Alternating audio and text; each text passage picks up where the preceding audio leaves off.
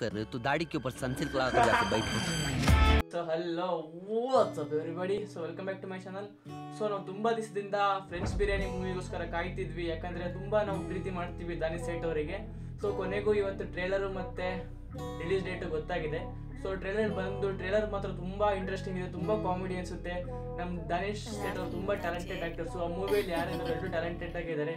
Disha Madan talented, Yusuf ತುಂಬ talented people's ಕೂಡ ಇದ್ದಾರೆ. ಸೊ ಟ್ರೇಲರ್ ಮಾತ್ರ ತುಂಬ ಕಾಮಿಡಿ ಆಗಿ ತುಂಬ ಇಂಟ್ರೆಸ್ಟಿಂಗ್ ಆಗಿದೆ. ಸೊ ಒಂದಂತೂ ಖಂಡಿತ ಈ ಮೂವಿ ಅಂತೂ ನಮಗೆ ನಗ್ಸಿ ನೋವು ಮಾಡಿಬಿಡುತ್ತೆ, ಬಾಯಿ ಹೊಟ್ಟೆ ಗಿಟ್ಟೆ ಎಲ್ಲ. ಸೊ ಸ್ಟೋರಿಯಲ್ಲಿ ಏನಕ್ಕೆ ಬಂದರೆ, ಒಬ್ಬರು ಈ ಫ್ರಾನ್ಸಲ್ಲಿ ಇರೋರು ಅನಿಸುತ್ತೆ, ಇಲ್ಲಿ ಕನ್ನಡ ಬರಲ್ಲ, ಅವನೇನೋ ಸಾಮಾನು ಕಳ್ಕೊಂಡಿರ್ತಾನೆ, ಆ ಸಾಮಾನ ಹುಡ್ಕೊಂಡು ಹೋಗ್ತಾರೆ. ಸೊ ಅದು ಬೇಸಿಕ್ ಸ್ಟೋರಿ ಇದೆ ಈ ಮೂವಿಯಲ್ಲಿ. ಸೊ ನೋಡೋಣ ಮೂವಿ ಬಂದ್ಮೇಲೆ ಹೇಗಿರುತ್ತೆ ಅಂತ. ಭಾಳ ದಿನ ಇಲ್ಲ ರಿಲೀಸ್ ಆಗೋಕ್ಕೆ. ಸೊ ಮೂವಿ ಮೇನ್ ಲೀಡಾಗಿ ಬಂದರೆ ಮೇನ್ ಲೀಡಲ್ಲಿ ಆ್ಯಕ್ಟ್ ಮಾಡ್ತಿದ್ದಾರೆ ದಾನಿಶ್ ಸೇಠ್, ದಿಶಾ ಮದನ್ ಆ್ಯಂಡ್ ರಂಗಾಯಣ ರಘು ಅವರು. ಮೂವಿ ಡೈರೆಕ್ಷನ್ಗೆ ಬಂದರೆ ಡೈರೆಕ್ಟ್ ಮಾಡಿದ್ದಾರೆ ಪದ್ಮನಾಭ ಅವರು. ಮತ್ತು ಪ್ರೊಡಕ್ಷನ್ ಬಂದು ಪುನೀತ್ ರಾಜ್ಕುಮಾರ್ ಪ್ರೊಡಕ್ಷನ್ಸಿಂದ ಈ ಮೂವಿ ಪ್ರೊಡ್ಯೂಸ್ ಆಗ್ತಾ ಇದೆ.